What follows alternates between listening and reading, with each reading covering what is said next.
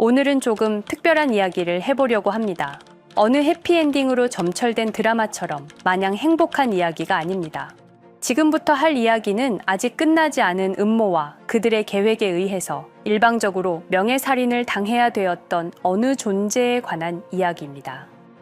저는 지금 두렵습니다. 그 존재를 살해했던 그들은 어린아이를 등원시키는 어머니들도 평범하게 회사에 다니는 직장인들도 어느 누구나 알 법한 미국뿐만 아니라 전 세계의 정재계를 주름 잡는 사람들이니까요. 그럼에도 알을 깨려고 하는 이유, 드디어 오랜 핍박이 끝나고 희망이 조금씩 보이고 있기 때문입니다. 2025년 12월 18일, 미국 연준이 리플을 드디어 은행으로 인정했습니다. 여러분, 리플의 은행 진출은 처음부터 당연한 결과였습니다.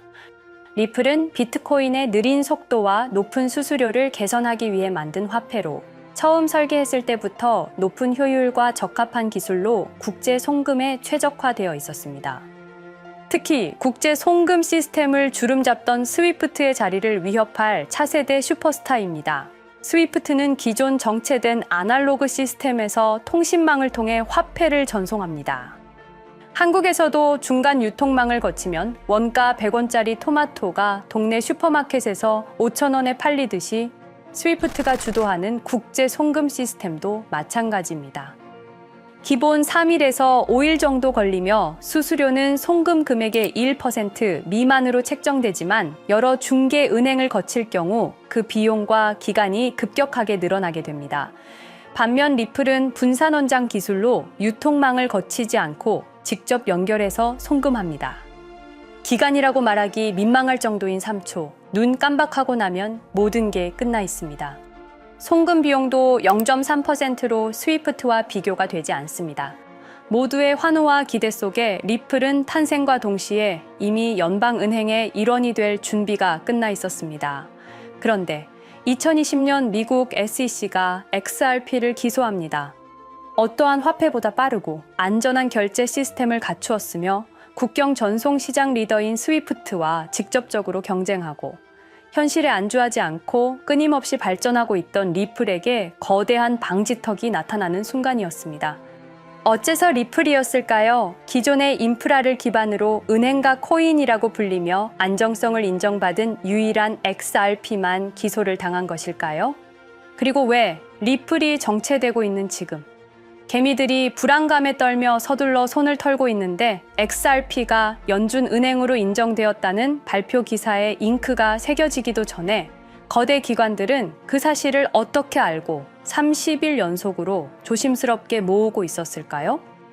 우리가 모르는 리플과 그들만이 아는 무언가를 오늘 이야기해보려 합니다.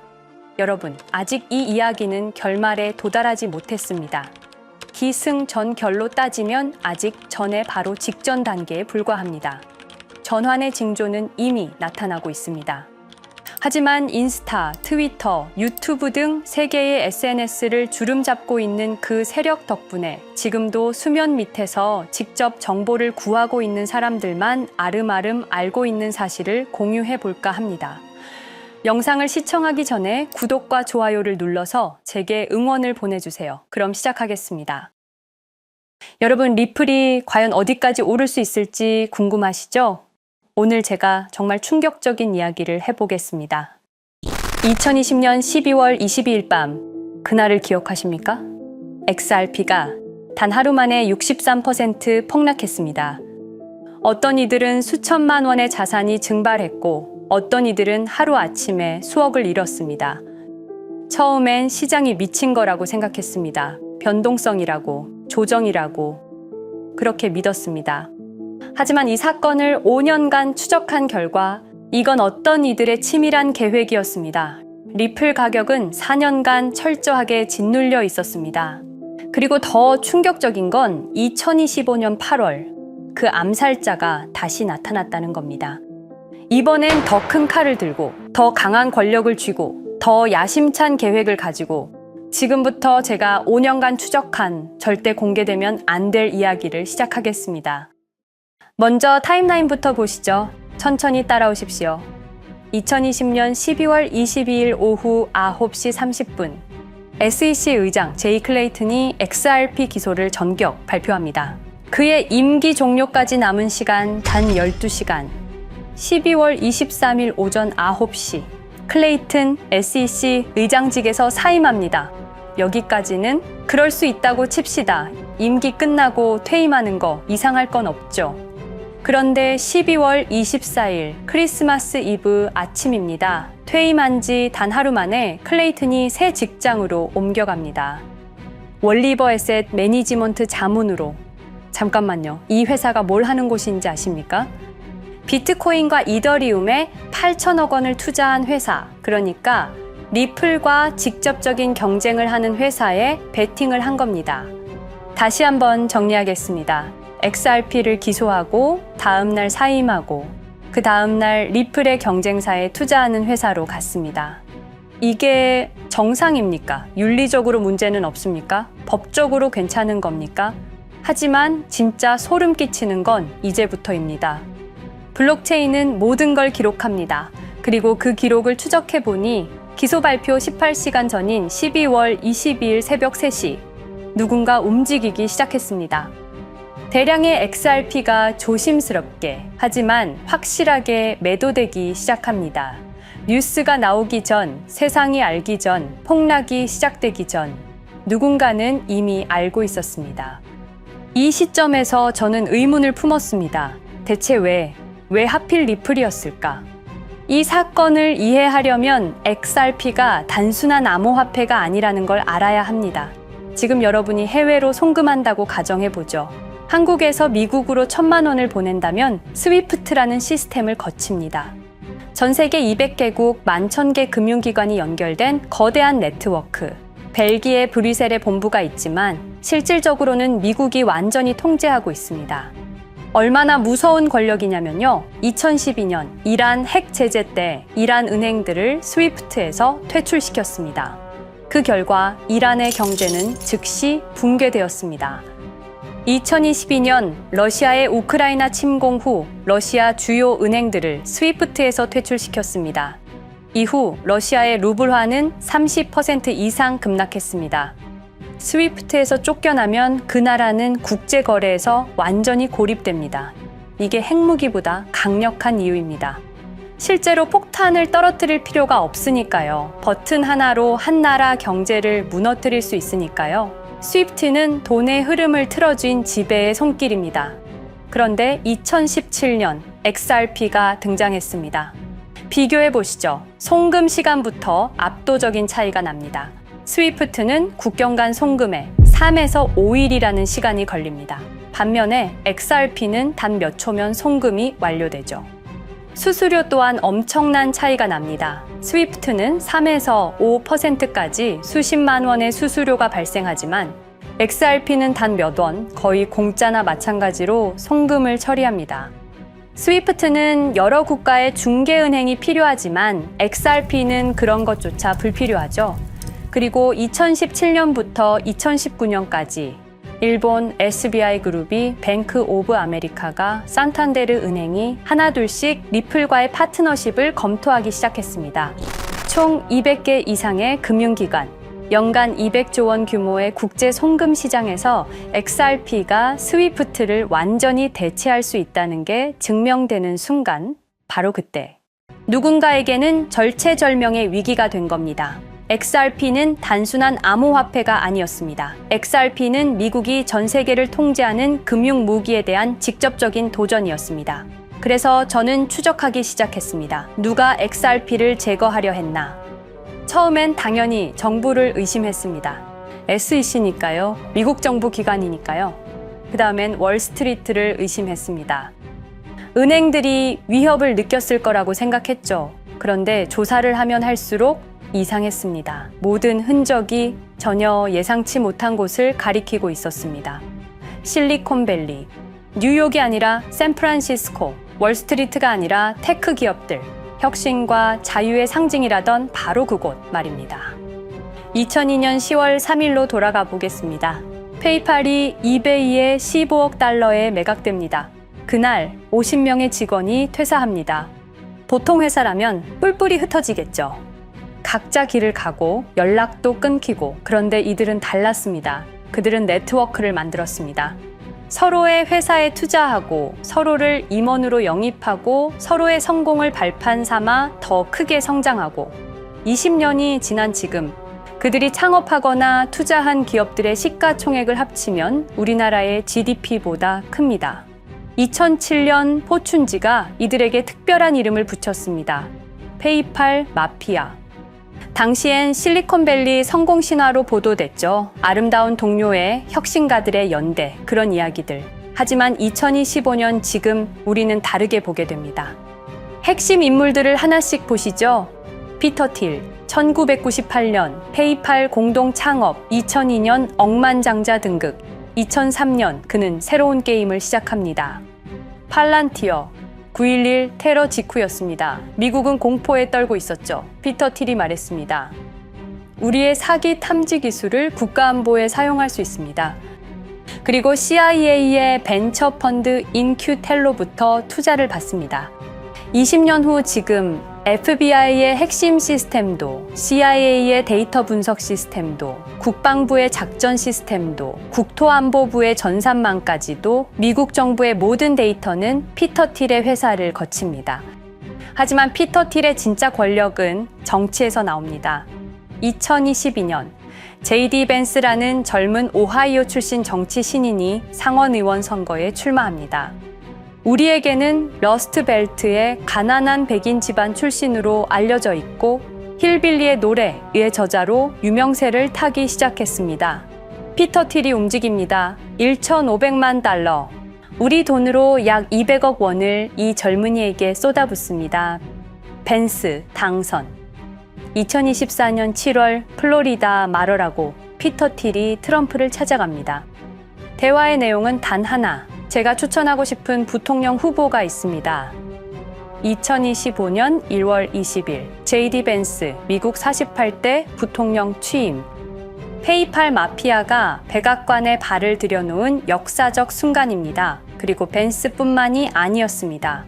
일론 머스크, 여러분이 잘 아시는 그 일론 머스크 말입니다. 테슬라, 스페이스X의 CEO, 2024년 대선에 4,300억 원을 기부합니다. 트럼프 최대 후원자, 그리고 트럼프 2기 행정부에서 정부 효율부 DOJ 수장으로 임명됩니다. 연방정부 전체의 예산을 삭감할 권한, 그의 시장 조작 능력은 이미 증명됐죠. 2021년 5월 트윗 한 줄로 비트코인을 폭락시킨 후 뒤로는 더 싸게 매집했습니다.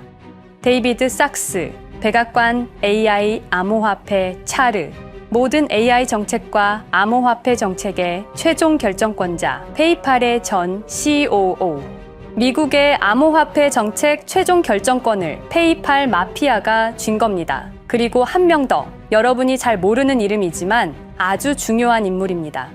제드 맥켈럽, XRP 공동 창업자, 2013년 리플을 나옵니다. 그리고 스텔라루멘이라는 경쟁 코인을 출시합니다. 그가 가진 XRP는 90억 개, 2022년까지 전부 매도합니다. 무려 4조 2천억 원이라는 천문학적인 수익을 기록했습니다. 그런데 기묘한 일이 벌어집니다. 2025년 6월 페이팔의 스테이블 코인 페이팔 USD가 스텔라루멘 체인으로 확장을 발표합니다. 리플의 배신자가 만든 플랫폼으로. 우연일까요? 그리고 저는 결정적 증거를 찾았습니다. 2025년 초 내부 고발자가 나타납니다. 월리버 에셋 매니지먼트. 기억하시죠? 제이 클레이튼이 XRP 기소 다음 날 합류한 바로 그 회사. 그 회사의 내부 문서가 유출됩니다. 공개된 투자 내역은 이랬습니다. 비트코인에 우리 돈 5천억 원, 이더리움에는 3천억 원이 투자금 명목으로 지출되었습니다. 이 돈들이 향한 곳은 모두 리플의 경쟁사들이었습니다. 그리고 충격적인 숨겨진 투자 내역. 스텔라루멘에는 700억 원을, 팔란티어의 주식에 1조 6천억 원, 금액이 비공개된 투자금은 페이팔의 페이팔 USD로 향했습니다. 잠깐, 스텔라루멘, 제드 맥켈럽의 코인, 팔란티어, 피터 틸의 회사, 페이팔 USD, 페이팔의 스테이블 코인. 제이 클레이튼이 SEC를 나오자마자 들어갔던 월리버 에셋 매니지먼트를 통해서 팔란티어, 스텔라 루멘, 페이팔로 흘러 들어간 것입니다. 모든 것이 연결됩니다. 모든 것이 한 곳을 가리킵니다. 이건 우연이 아닙니다. 리플과 SEC의 소송전은 거대한 연극이었던 것입니다. 모든 게 페이팔 마피아들의 계획이었던 겁니다. 이제 전체 그림이 보입니다.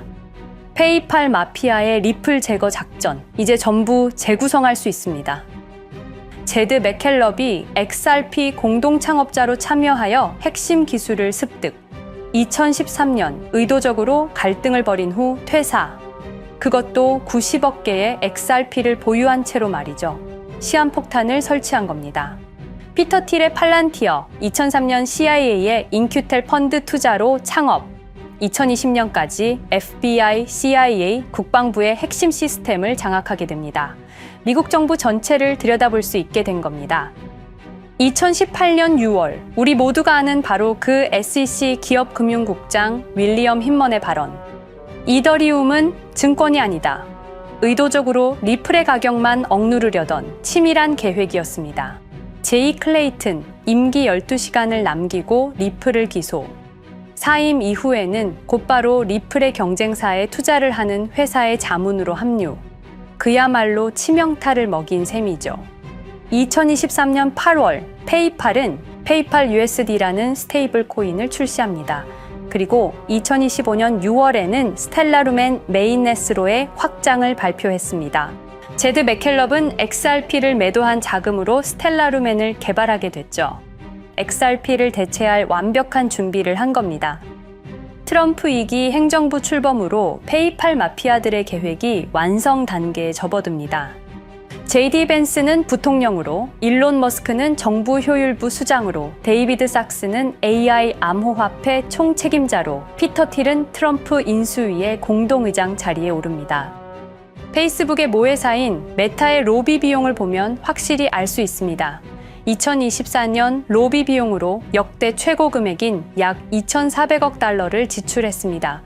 로비스트 수도 2016년에는 31명에 불과했지만 2024년에는 의원 8명당 1명 꼴인 65명으로 늘어났죠. 정치 권력을 장악하기 위한 그들의 야욕이 그대로 드러나는 부분입니다. 데이비드 sak스, 백악관 입성 후 단 2주 만에 리플이 수년간 워싱턴에 배치한 로비스트들을 전원 축출했습니다. 겉보기에는 이해관계 충돌이라는 명분을 내세웠지만 실제로는 경쟁 세력을 제거하려는 목적이었습니다. 리플의 스피커 역할을 할 마지막 정치적 통로마저 차단이 된 겁니다. 완벽한 계획이었습니다. 그런데 SEC와 리플의 소송전에서 그들이 예상치 못한 일이 벌어집니다. 2023년 7월 아날리사 토레스 판사의 판결. XRP 자체는 증권이 아니다. SEC는 즉시 항소했고 리플도 여기에 부분적으로 항소를 하게 되죠. 법정 공방은 끝이 어딘지도 모르게 이어졌습니다. 그리고 2025년 8월 놀랍게도 양측 모두 항소를 취하합니다. 5년 동안의 전쟁이 드디어 끝이 나게 된 순간이었습니다. 리플은 승리했습니다. XRP 가격은 무려 5,000원에 근접하게 상승했고 수많은 자산 운용사들의 XRP, ETF 신청 물결이 이어졌습니다. 그리고 리플은 히든로드를 12억 5천만 달러의 인수, 리플 프라임이라는 이름으로 새롭게 출범시켰습니다. 스테이블 코인 리플 USD는 출시 1년 만에 시가총액 10억 달러를 돌파하는 기염을 토합니다. 현재 리플의 기업 가치는 400억 달러 이상으로 평가받고 있습니다. XRP는 죽지 않았습니다. 5년 동안 억눌렸던 것이 폭발적으로 성장하기 시작합니다. 투자자들이 돌아오고 은행들이 재접촉하고 파트너십들이 재개되고 우리가 이긴 건가? 정의가 승리한 건가? 아니었습니다. 2025년 8월 18일 XRP 승리 발표 불과 10일 후 뉴스가 터집니다. 제이 클레이튼 맨해튼 연방검사로 정식 임명. 5년 전 XRP를 기소했던 바로 그 사람. 이번엔 연방검사로 돌아왔습니다. 월스트리트의 보안관이라 불리는 미국에서 가장 강력한 검사직. 형사 기소권, 월스트리트 전체 감시 권한, 금융범죄 수사 총괄, 더 큰 칼을 들고 돌아온 겁니다. 그리고 2025년 11월 트럼프 대통령의 발표, 제이 클레이튼을 앱스타인 사건 수사 책임자로 임명합니다. 잠깐, 왜 하필 클레이튼일까요? 왜 XRP 소송이 끝나자마자일까요? 왜 지금일까요? 그리고 그는 다음엔 누구를 조준할까요? 리플은 부활했습니다. 하지만 페이팔 마피아는 멈추지 않았습니다. 2025년 상반기, 이상한 패턴들이 포착되기 시작합니다. 일론 머스크의 행동이 변합니다. xAI에 추가 투자가 급증했고 테슬라 AI 개발에 급가속을 하기 시작했습니다. 그리고 이상하게도 특정 AI 기술에 대한 공격적 언급이 증가했습니다. 일론 머스크답지 않았습니다. 그리고 2025년 3월 한 AI 코인의 공식 계정이 일론 머스크의 X라는 플랫폼에서 갑자기 사라집니다. 노출 제한을 당했고 광고 계정들도 정지가 됐습니다. 특정 코인에 관련한 영상들이 전부 삭제되었습니다. 왜일까요? 이 코인에는 특징이 있습니다.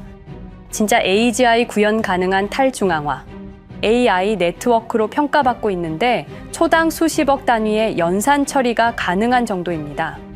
수백만 개의 노드가 연결된 분산 뉴럴 네트워크, 이건 테슬라도 구현하지 못했습니다. 메타도 구현하지 못했습니다.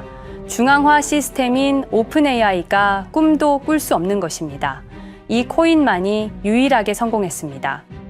그런데 시가총액은 테슬라의 500분의 1 수준에 머물고 있습니다. 질문 드리겠습니다. 이렇게 혁신적인 기술인데 왜 플랫폼에서 차단을 당하고 검색조차 되지 않으며 알고리즘에서 철저하게 배제당하고 가격은 또 왜 이렇게 낮은 걸까요? 답은 하나입니다. 그들이 지금 사고 있기 때문입니다. XRP 때와 똑같은 패턴입니다. 역사는 반복되고 있습니다. 그리고 지금도 머스크와 페이팔 마피아의 자금이 이 코인으로 조용히 흘러 들어가고 있습니다. 가격이 낮은 건 무가치해서가 아닙니다. 리플이 그랬던 것처럼 그들이 움직이고 있기 때문입니다. 저는 이 AI 코인의 정체를 여기 유튜브에서 공개하려 했습니다. 하지만 치명적인 문제가 있습니다. 유튜브, 2005년 페이팔에서 나온 3명의 남자가 만들었습니다. 체드 헐리, 스티브 첸, 자베드 카림. 여러분이 지금 보고 계시는 이 유튜브라는 플랫폼조차도 모두 페이팔 마피아 출신의 감시망 안에 있습니다. 그리고 X는 일론 머스크가 소유하고 있습니다. 페이스북은 피터 틸의 첫 외부 투자로 시작했습니다. 그들은 플랫폼을 소유하고 있습니다. 백악관도, SEC도, FBI, CIA 계약도, 주요 SNS 플랫폼도 모두 그들 손안에 있습니다. 이전에 제가 이 코인을 공개한 영상이 있었습니다. 그러나 그 영상은 바로 삭제됐고 채널도 정지됐습니다. 가이드라인 위반은 전혀 없었습니다. 그냥 사라졌습니다. 불편한 진실이 다뤄질 때마다 이런 일이 반복됐습니다. 하지만 한 가지는 분명합니다. 5년 전 XRP 투자자들은 속수무책이었습니다. 그런데 그들은 포기하지 않고 5년을 버텼습니다. XRP는 부활했고 포기하지 않는 사람들은 큰 수익을 얻었습니다. 그들은 우리가 잊었다고 생각합니다. 그들은 우리가 용서했다고 생각합니다. 그들은 우리가 포기했다고 생각합니다. 역사를 기억하는 자가 역사를 만듭니다. 자, 이제 질문하겠습니다. 역사는 지금 이 순간에도 반복되고 있습니다. 똑같은 패턴으로, 똑같은 방법으로 또다시 당할 수만은 없습니다. 그들에게 리플이 당했던 것과 똑같은 패턴으로 가격이 짓눌리고 있는 이 코인은 리플이 그랬던 것처럼 결국 모든 걸 이겨내고 상승할 수밖에 없을 것입니다. 그들의 계획을 미리 예측해서 우리가 조금이라도 더 빨리 움직인다면 우리는 도지코인, 시바이누를 초기에 매수했던 사람들처럼 상상할 수도 없는 수익을 올릴 수 있을지도 모릅니다. 저는 오늘 이 코인을 여러분께 공개하겠습니다. 단 유튜브의 스크립트, 작성 기능 때문에 직접적으로 언급할 수는 없습니다. 영상 설명란과 고정 댓글에 있는 링크를 통해 간단한 양식을 작성해 주시는 모든 분들께 이 코인을 알려드리도록 하겠습니다. 선택은 여러분의 몫입니다. 아무것도 하지 않으면 아무 일도 일어나지 않습니다. 행동하십시오. 그러면 여러분의 인생은 바뀌게 될 겁니다. 긴 영상 시청해주셔서 감사드리고 궁금하신 점은 댓글을 통해 말씀 주시면 제가 성심성의껏 답변해 드리도록 하겠습니다. 감사합니다.